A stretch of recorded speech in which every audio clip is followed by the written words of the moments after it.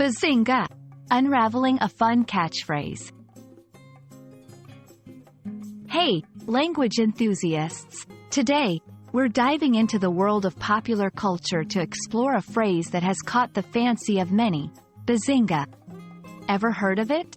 Well, even if you haven't, by the end of this video, you'll know all about it and maybe even find a reason to use it in your daily conversations.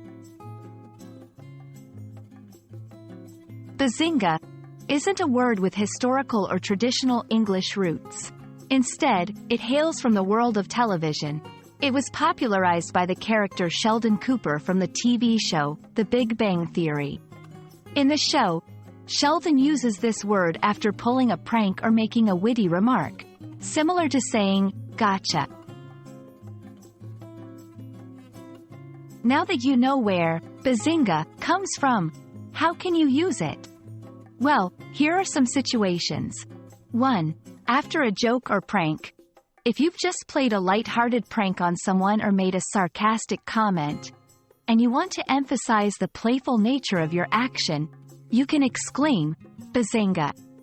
2. To emphasize a point. While its primary use is in jest, some people have adopted it to punctuate a surprising or unexpected statement. For example, "I told you I'd finish the task before the deadline." Bazinga!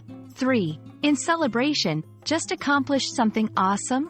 Bazinga can be your triumphant shout, signaling your pride and happiness. Bazinga isn't just a word. It's a cultural catchphrase. Since its introduction in The Big Bang Theory, it's become part of English pop culture. Fans of the show, and even those who haven't watched it, sometimes use Bazinga in their conversations, emphasizing its influence. It's an example of how media, especially popular television shows, can introduce and establish words or phrases into everyday language. So, the next time you hear someone shout, "Bazinga," you'll not only understand the playful sentiment behind it but also its origin. Language isn't just about words from textbooks. It evolves with culture, media, and shared experiences. We hope this video has been enlightening.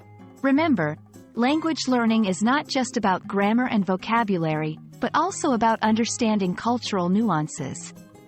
Keep exploring, and maybe even throw a Bazinga into your conversations for fun.